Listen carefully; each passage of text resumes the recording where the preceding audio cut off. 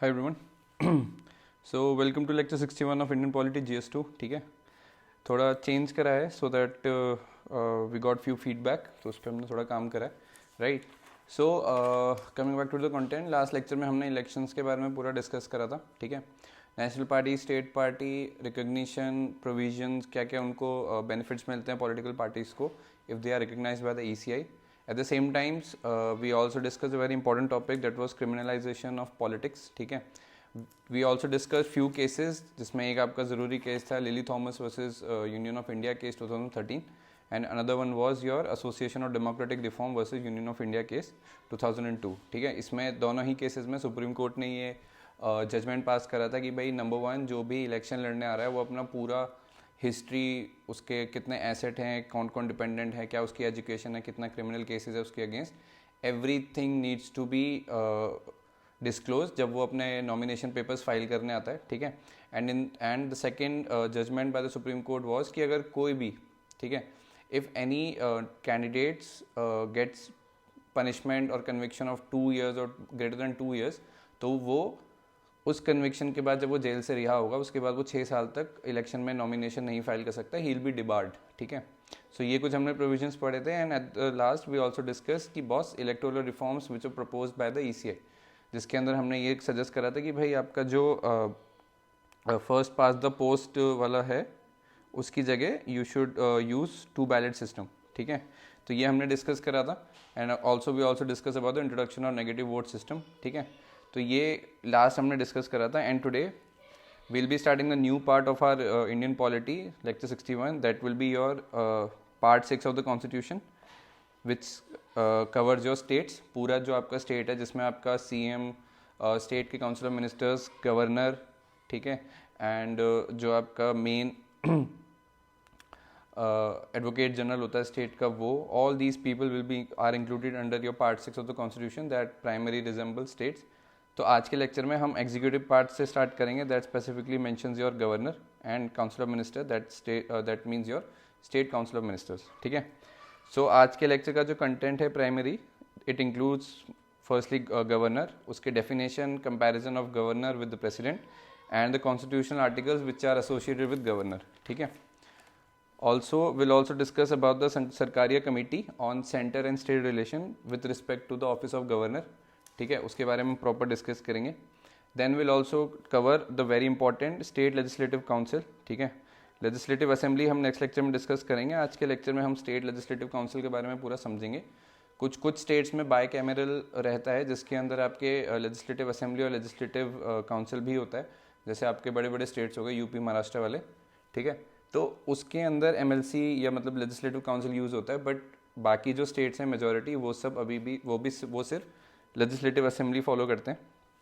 ठीक है, and then the last topic for the day would be the comparison between the state legislative council and your Rajya Sabha of Parliament. ठीक है, because कहीं ना कहीं state level पे टू एन एक्सटेंट उसको ही लिया गया था इम्प्लीमेंट करने के लिए, right. So the number 1 would be your governor. ठीक है, लिखना स्टार्ट करो। सो बेसिकली पार्ट 6 जो है आपका कॉन्स्टिट्यूशन का, जो मैंने बताया अभी आपको, पार्ट 6 के अंदर आपका CM है, प्लस काउंसिल ऑफ मिनिस्टर है, ठीक है, प्लस एडवोकेट जनरल, ठीक है, प्लस योर गवर्नर। ठीक है, these 4 people combined together are included in your part 6 of the constitution with respect to the state. ठीक है, अब important thing to note here is, जो गवर्नर एज अ कॉन्सेप्ट है वो कनाडा से उठाया गया and not from America.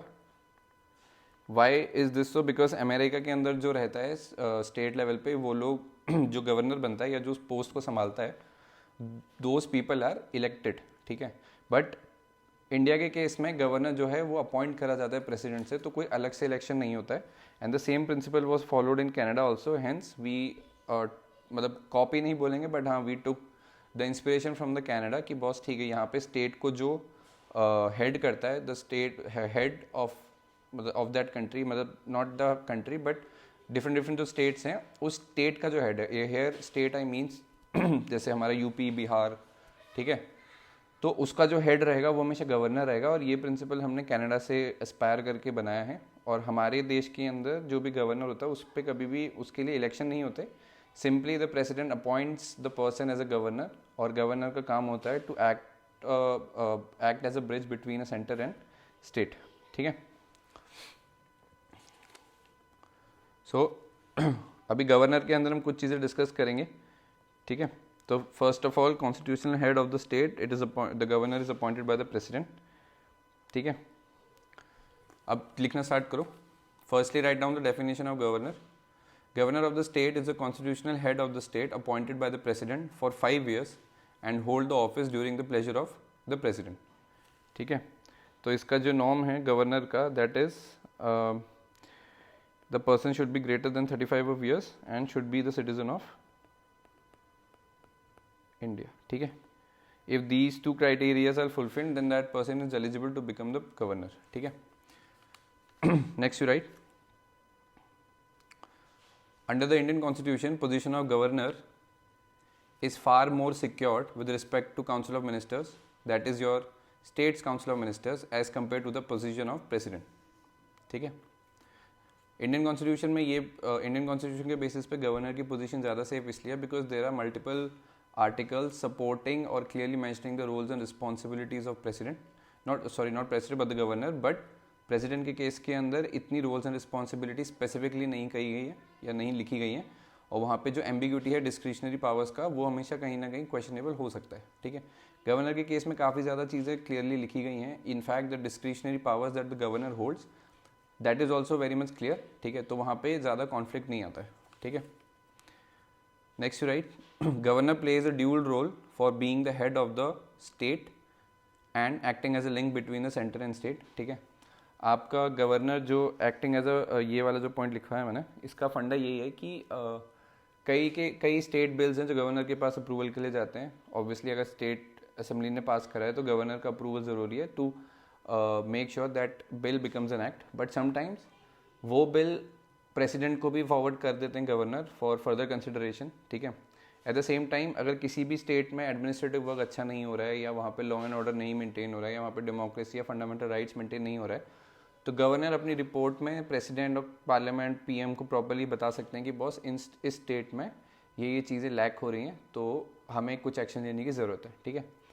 To and fro रहता है पूरा. अगर सेंटर की साइड से कुछ डिस्कशन चाहिए तो governor is the primary POC, जो कि स्टेट गवर्नमेंट सीएम से बात करता है. ठीक है. In the same way CM के अगर कोई कंसर्न्स होते हैं या स्टेट काउंसिल ऑफ मिनिस्टर्स के कुछ कंसर्न है, पूरी स्टेट के कंसर्न है, तो वो गवर्नर से डिस्कस करके एक रेजोल्यूशन के लिए बात आगे फॉरवर्ड कर सकता है गवर्नर टू द पीएम और द पार्लियामेंट. ठीक है. Next you right,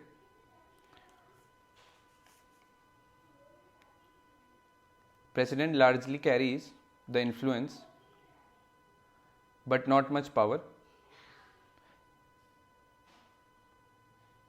as the president office is more ceremonial than the functional. ठीक है. अब we all know that president के पास जो पावर होती है वो बहुत ज़्यादा लिमिटेड है, बिकॉज उसको हर जगह या तो पीएम से कंसल्ट करके कुछ एक्शन लेना पड़ेगा, या फिर उसके पास पार्लियामेंट या जो भी गवर्नमेंट है वो केयर टेकिंग गवर्नमेंट हो सकती है. तो उस केस में वो इंडिपेंडेंट अपने डिसीजन खुद से नहीं ले सकता, even though president holds the power of all the defence forces of India. ठीक है. ये हमें पता होना चाहिए कि president is the supreme commander. ठीक है. Is the supreme commander. ठीक है. और डिफेंस. ठीक है. At the same time president is the only person who can, मतलब अगर किसी को डेथ की सेंटेंस मिली है जुडिशरी से तो वो उसकी डेथ की सज़ा माफ़ कर सकता है. ठीक है. बट इस सब के अलावा से president, because he is the first citizen of the country, तो president as a post is more ceremonial than functionaries. ठीक है.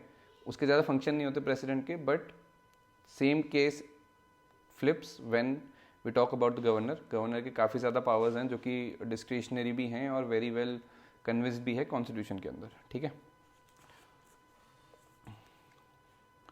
Next you right,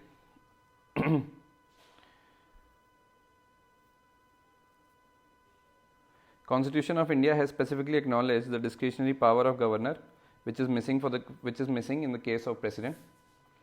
Next you write, President cannot exercise his executive power without Council of Ministers. That is मतलब state के जो government of India के cabinet और council of ministers हैं उनके बिना प्रेसिडेंट वर्क नहीं कर सकता। इवन तो अगर लोकसभा डिसॉल्व पड़े तो उसमें भी प्रेसिडेंट के पास केयर टेकिंग गवर्नमेंट रहती है, जिसके बेसिस पे या जिसके थ्रू प्रेसिडेंट अपना काम करवा सकते हैं, ठीक है। But that is not the case in terms of governor, ठीक है, क्योंकि गवर्नर के पास इन्फ्लुएंस भी है और अथॉरिटी भी। गवर्नर जब चाहे किसी एक स्टेट में अगर उसको 356 यूज़ करके स्टेट इमरजेंसी लगानी है वो लगा सकता है, ठीक है। वो अपनी रिपोर्ट भेज सकता है प्रेसिडेंट को कि भाई स्टेट में law and order and human rights and democracy is all shattered, आप प्रेसिडेंट रूल लगा दो, तो प्रेसिडेंट रूल लग सकता है, ठीक है। नेक्स्ट लिखो,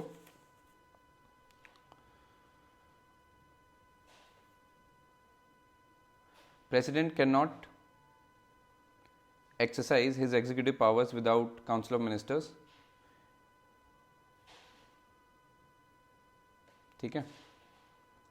इन case of dissolution of Lok Sabha, full stop लिख के आगे लिखना, in case of dissolution of Lok Sabha president has caretaking government to aid and advise him, ठीक है, ये लिख लिया। अब इसके बाद there are certain important governor articles which are very important, ठीक है। ये कुछ नंबर्स हैं 163, 163 provision 1, 163 provision 2, 166 article 200, 256, 371 A, this is for Nagaland, 371(2) is for Maharashtra and Gujarat. अभी क्या क्या रिजेंबल करता है, क्या क्या इसका मतलब है वो लिख लो। सो नेक्स्ट पैराग्राफ में लिखना certain important articles with respect to the office of governor, ठीक है। उसके अंदर सबसे पहला लिखो आर्टिकल 163 इसमें लिख लो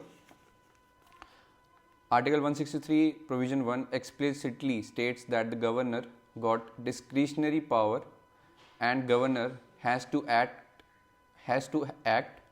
according to the aid and advice of the State Council of Ministers in exercise of his executive function except in those cases where he can act in his own discretion, ठीक है।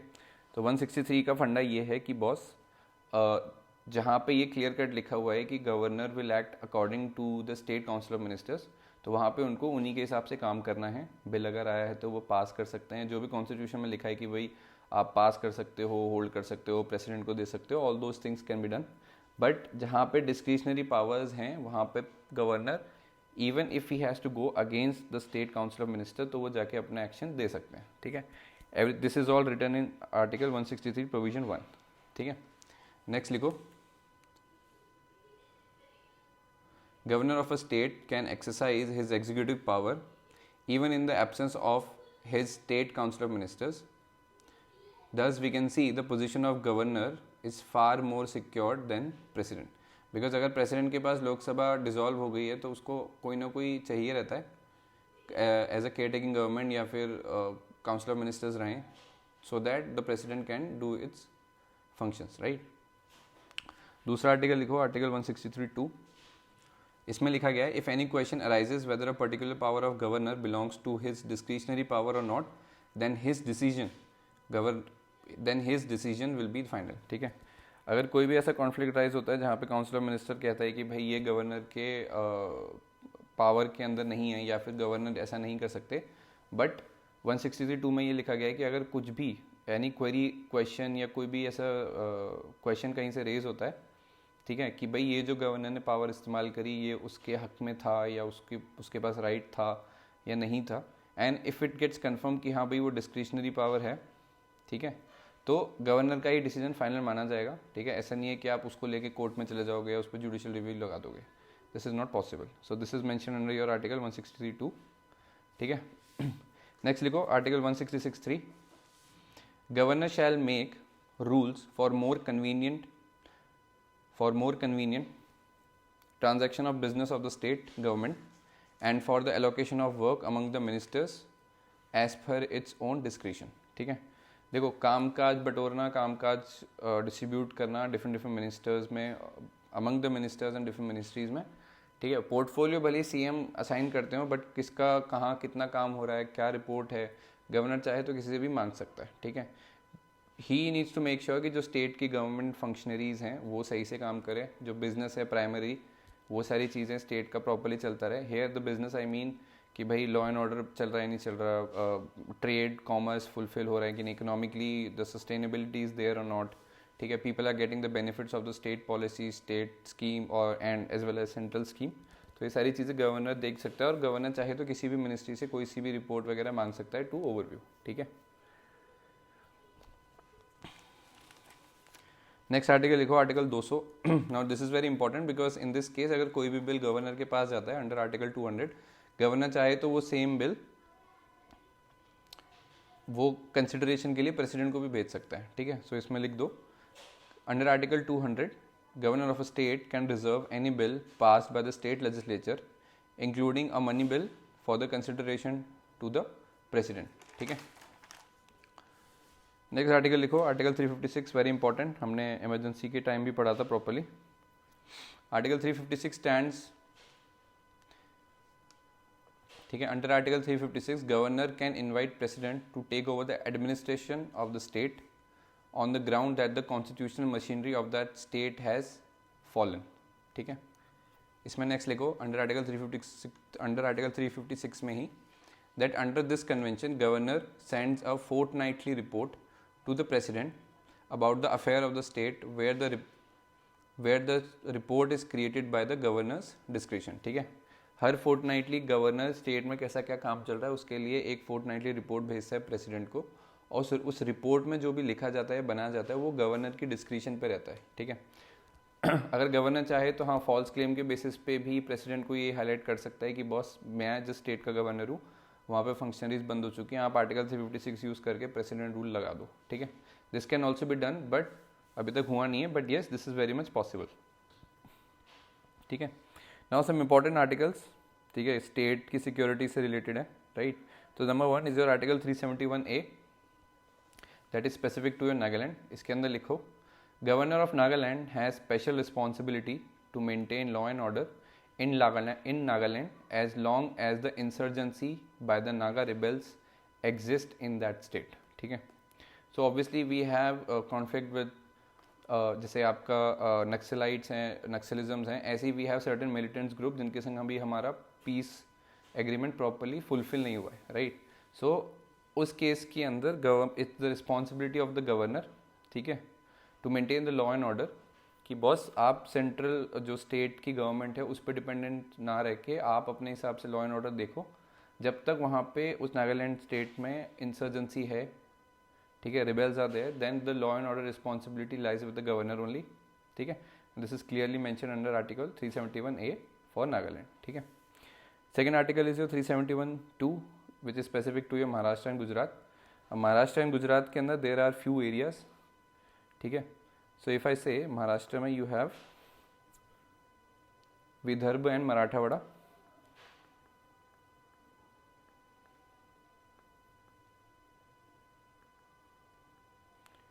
Vidarbha and Marathwada, ठीक है, और गुजरात में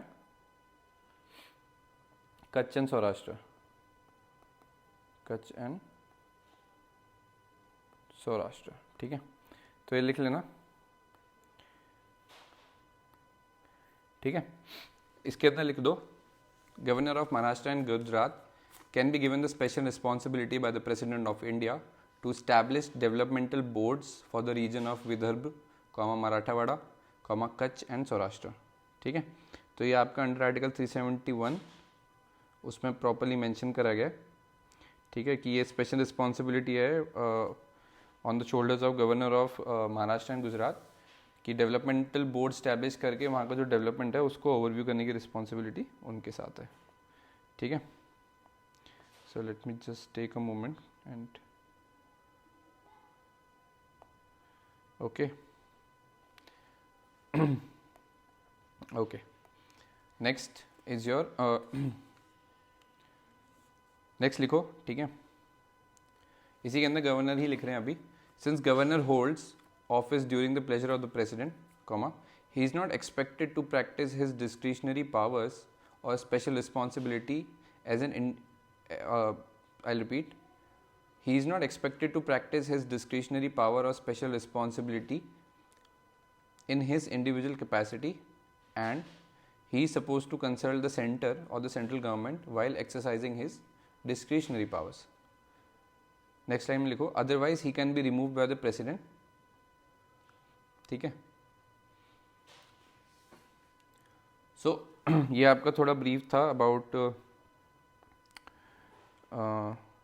governor के लिए, ठीक है, and different articles which are very important in terms of how the governor can function, ठीक है। तो यहाँ पे हमने सारा ही देखा है, okay.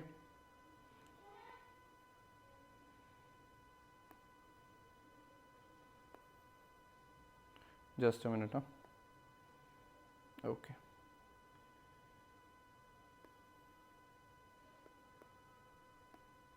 Okay, so coming back, now will move to the very important Sarkaria commission, ठीक है। और सरकारिया कमीशन के अंदर भी आपका जो स्पेसिफिकली गवर्नर और गवर्नर से रिलेटेड प्रोविजंस थे या जो रिकमेंडेशन थे between the centre and the state, जो रिलेशन है उसके बारे में काफ़ी सजेशंस दिए गए थे, ठीक है। तो इसमें Sarkaria commission on centre and state relation with respect to office of governor, इसके अंदर सबसे पहला है ऑफिस ऑफ गवर्नर, उस पर रिकमेंडेशंस थे, तो लिख लो।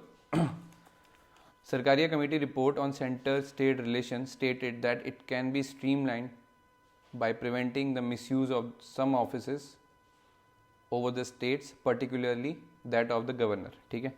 सरकारी कमीशन ने सबसे पहले ये सजेशन दिया कि भाई मिसयूज़ ऑफ ऑफिस होना बहुत ज़रूरी है कि वो कम हो जाए, और इस चीज़ की शुरुआत या इस चीज़ का हम इम्प्लीमेंटेशन गवर्नर ऑफिस से कर सकते हैं, ठीक है।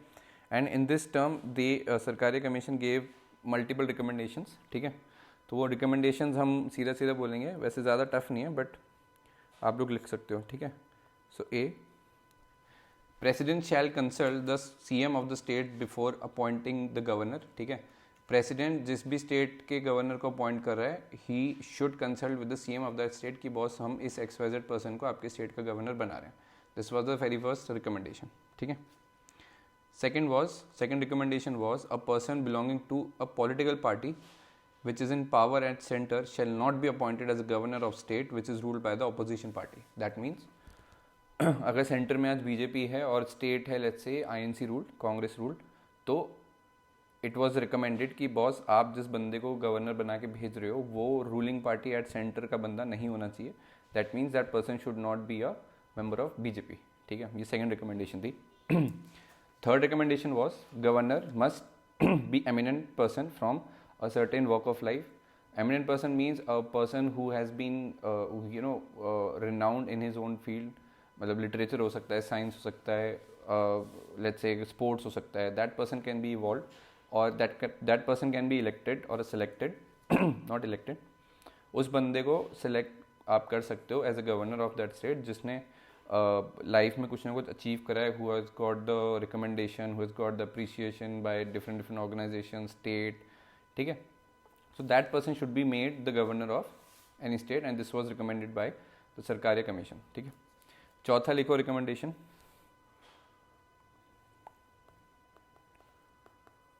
चौथे पे अभी हम,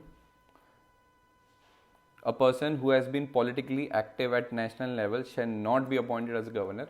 जो कि बंदा एक्टिव पॉलिटिक्स में रहा है, ठीक है, किसी भी एक पॉलिटिकल पार्टी में उसका बहुत ज़्यादा लेट्स से एक्सपीरियंस रहा है, बट उसका जो वॉक ऑफ लाइफ है वो कुछ खास नहीं था, मतलब he has not been a very a good academic कह लो, रिसर्चर कह लो, स्पोर्ट्स पर्सन कह लो, या प्रोमिनेंट पर्सन नहीं था, बट आप उसको सिर्फ और सिर्फ बिकॉज वो एक पॉलिटिकल पार्टी से जुड़ा हुआ है बहुत साल से, आप किसी उसको उठा के किसी स्टेट का गवर्नर नहीं बना सकते। दिस वॉज अ रिकमेंडेशन, ठीक है। पांचवी रिकमेंडेशन लिखो, अ पर्सन हु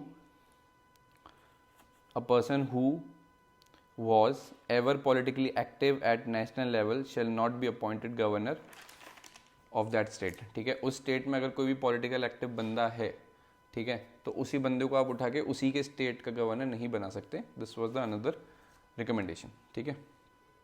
नेक्स्ट लिखो,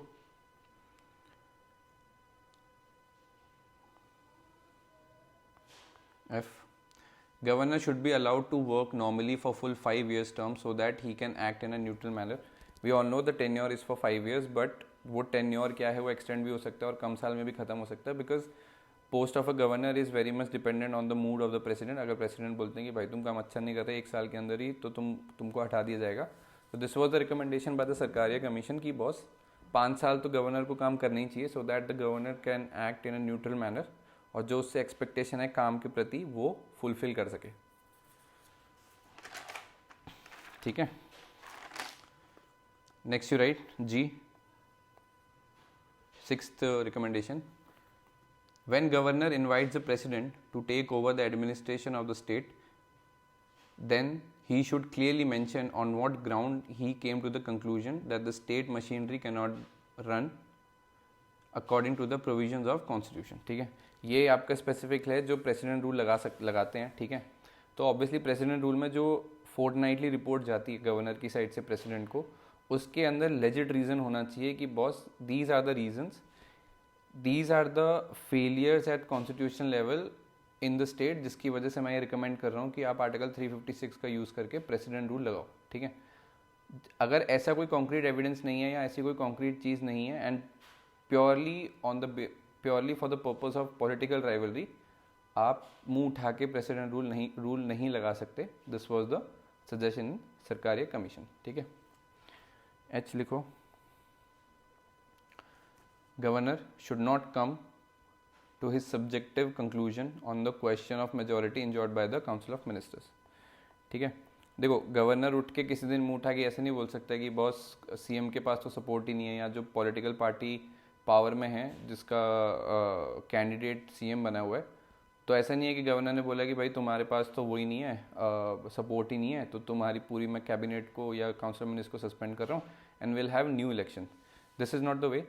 अगर गवर्नर को लग रहा है कि भाई जो स्टेट का सीएम है उसके पास पावर नहीं है या मतलब सपोर्ट नहीं है या मेजॉरिटी नहीं है, तो he should ask the CM of that state to come in the assembly and prove your majority. ठीक है, ऐसा नहीं है कि डिस्क्रिशन पावर यूज़ करके आप बोलोगे भाई सीएम के पास तो सपोर्ट ही नहीं है और आपने पूरा का पूरा काउंसिल ऑफ मिनिस्टर सस्पेंड कर दिया. ठीक है, सस्पेंड करके डिजॉल्व होने का मतलब ये है कि भाई अब तो इलेक्शंस ही होंगे. ठीक है, so this should not happen. नीचे लिखो इसी के अंदर, governor should allow council of ministers to prove their majority in state assembly only if council of minister is reluctant to face the assembly, then the governor can come to his subjective conclusion regarding the majority of CM and his council of ministers. ठीक है, next लिखो. So this was all about your Sarkaria Commission. Next is your State Legislative Council. Very important topic. ठीक है.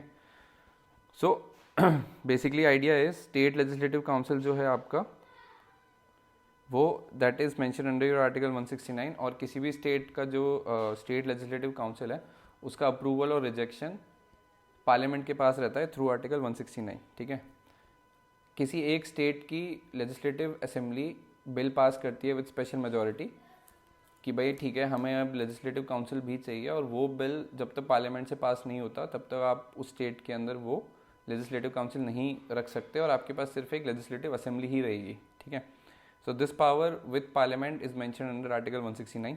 ठीक है, then the important thing is what is the minimum age to become MLC. It is 35 years. ठीक है, MLA जो है होता है, एमएलए का 25 साल है, एमएलसी का इट्स 35. ठीक है,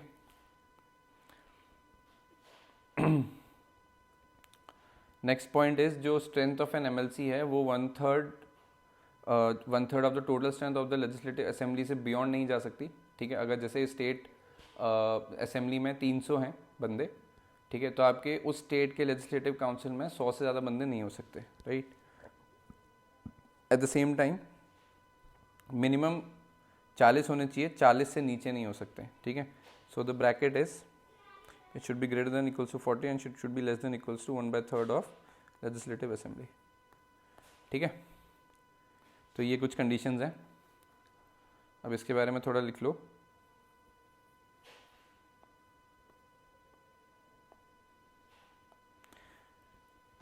अपर house, that is your state legislative council, is not conceived on the principle of equality of the houses, full stop. It has been created not as a second house but as a secondary chamber of state legislature.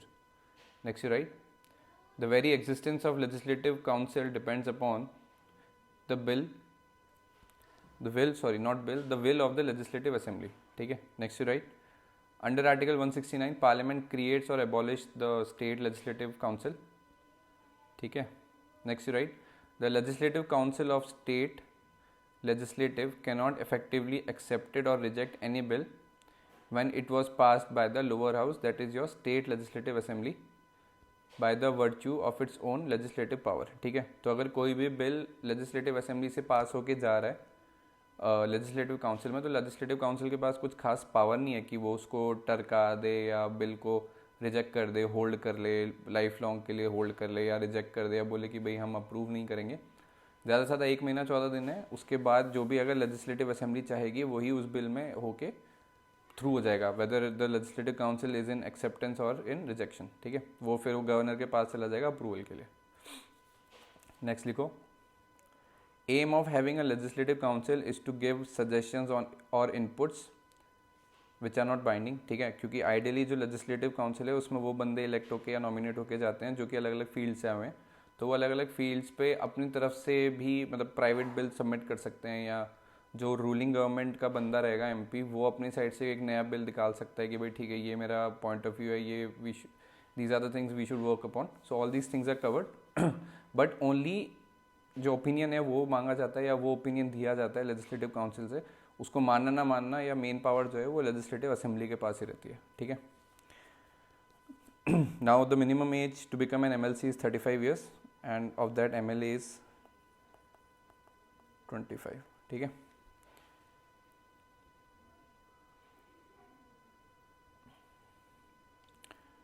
लिख लो इसको. Under Indian constitution strength of an state legislative council can not be more than 1/3 of total membership of the assembly and also it can not be less than the number 40. ठीक है, अब इसमें एक सब topic भी लिख लो. सब topic is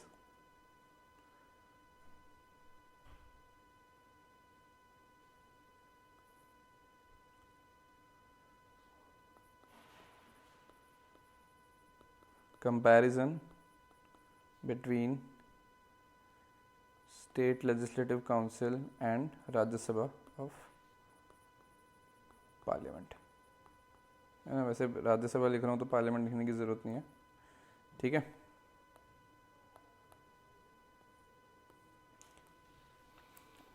क्योंकि इसके बाद ये जो एक्स एमएलसी है कि अगर 40 इलेक्ट होने हैं या फिर अगर 100 होने हैं तो उसका बाइफिकेशन कैसे, वो फॉर्मूला है बस. सो उससे पहले हम ये comparison between state legislative council and Rajya Sabha के बीच कर लेते हैं. ठीक है, so the number 1 is comparison between Rajya Sabha and state legislative council is not practical as Rajya Sabha can never be dissolve और moved unlike state legislative council. हमें पता होना चाहिए कि जो राज्यसभा है वो कभी भी डिसॉल्व नहीं होती एंड उसके हर 2 साल में 1/3% गेट्स ऑटोमेटिकली फ्लश्ड आउट. ठीक है, to an extent state legislative council का भी यही हाल है, बट हाँ अगर वो चाहें तो वो पूरा सस्पेंड करा सकते हैं. ठीक है, next right, parliament can create state council which we discussed in under article 169. Next you write, as for the new council or council abolition for a state, the state needs to pass a resolution with special majority which eventually moves to the parliament, and parliament has the utmost power to accept or reject the resolution of creating a state legislative council. ठीक है, अब ये वाला जो 40 वाला था ना, this is mentioned under article 171. ठीक है, now important part, x MLC जितने भी किसी स्टेट के एमएलसी इलेक्ट होते हैं उसमें से जो टोटल बाइफिकेशन है वो ऐसा है कि टोटल एमएलसी जो रहेंगे उसमें से 1/3 तो तुम्हारे नॉमिनेटेड मेंबर्स ही रहेंगे. ठीक है, elected by the local government, मतलब जो elected by the PRIs, Panchayati Raj institutions and municipalities. ठीक है, 1/3 रहेंगे टोटल, उस वो इलेक्ट होंगे तुम्हारे MLA द्वारा, जो भी लेजिस्लेटिव असेंबली में रहेंगे वो लोग इलेक्ट करेंगे 1/3 ऑफ द टोटल MLCs. ठीक है, 1/12 ऑफ X, मतलब अगर तुम्हारे टोटल 120 MLA हैं तो उसमें से 10 जो रहेंगे वो जो उस स्टेट में ग्रेजुएट्स हैं, जो कि 3 साल से ज़्यादा ग्रेजुएट हैं और उस स्टेट में रहते हैं, वो लोग नॉमिनेशंस या इलेक्ट करके अपने बंदे भेजेंगे. Same goes for 1/12 of those who got elected by the teachers of that state. ठीक है, 3 years के साथ जो वहाँ से रह रहे हैं.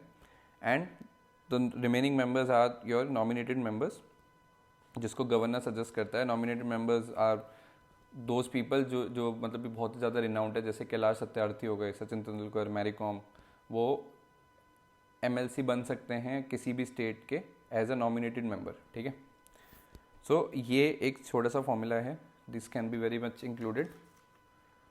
ठीक है, so with this our today's lecture has come to an end. ठीक है, so okay, so this is all for today.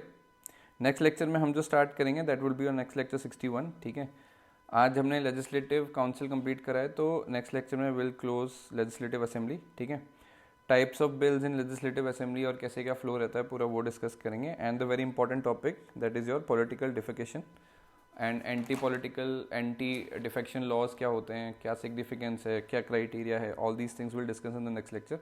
ठीक है, so this is all for today. I hope you found this video informative. Please like, share and subscribe and show some support. Thank you for watching. Keep working hard and I'll see you in the next one. Bye bye.